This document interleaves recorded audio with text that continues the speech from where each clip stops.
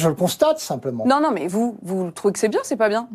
Bon, écoutez, moi, je n'ai jamais été un laïciste forcené. Je trouve qu'on devrait pouvoir, effectivement, manifester sa foi comme on l'entend. Moi, autant je suis pour... Jusqu'où, ça veut dire, par exemple... porter un signe religieux n'est pas une... Le voile pour les femmes? Ben écoutez, c'est ce que j'ai écrit dans un entretien à Valeurs Actuelles cette semaine.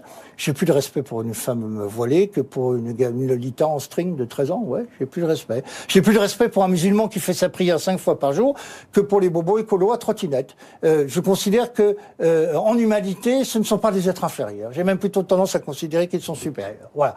Et donc cette vision-là, moi, qu'est-ce que ça a de tout est pornographique à ce moment-là. La marchandise est pornographique. Je ne devrais pas dire ça sur une chaîne d'information continue, mais la publicité est une obscénité et pornographique, c'est une agression. Il y a d'ailleurs des publiphobes, hein, voilà.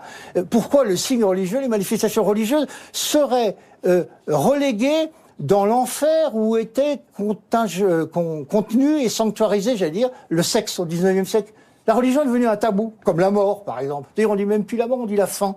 Il y a un protocole hospitalier, c'est plus le terme naturel de la vie, la mort. Il n'y a plus la dimension sacrée de la mort, il y a simplement la fin de la vie organique. C'est une défaillance technique.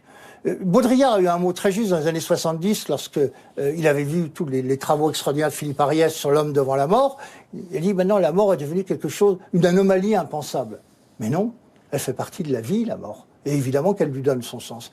Eh bien, ce que nous a révélé la crise, c'est cela, par exemple. C'est que cette dimension sacrée est évacuée. Elle n'est pas chez les musulmans. Elle n'est pas chez les croyants d'autres religions, notamment le catholicisme. Et donc, évidemment que les vrais problèmes sont là. Parce qu'on ne construit pas une société. Vous savez, c'est une vision que les croyants, en tout cas catholiques, condamneront. La religion, c'est ce que l'homme a inventé de meilleur pour faire société.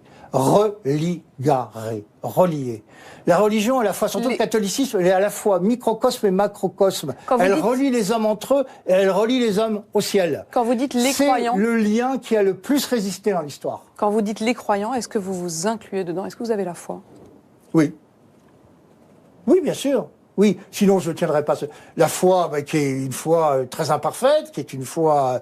vous savez, c'est Bernanos qui disait, la foi, c'est 59 minutes de doute et 1 minute de transcendance, quoi. 1 minute où vous dites, il y a quelqu'un. Mais il y a 59 minutes de doute et il faut vivre avec le doute.